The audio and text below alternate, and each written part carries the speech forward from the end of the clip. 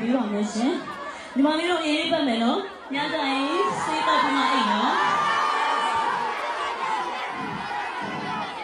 ရိုးသားမယ်လို့မဟုတ်ဘူးနိုင်ငံတော်ဝင်ထဲဆောင်နေတဲ့မျိုးသားကောင်းမျိုးသမီးလောင်းလေးတွေလေအရင်ကပြောတယ်စေးတော့ပြီးအိတ်ပါဘယ်မှာချက်ပြီးဒီတဲ့နှစားကဲပဲဘေးမတင်ရမခပဲအန်ရမရှိတဲ့ပျော်ရွှင်ရွှင်ဖြစ်တိုင်းအောင်လေနေ့မှာချက်ပြီးချက်ပြီးနဲ့အခုနောက်ဆုံးတော့အနေနဲ့ surprise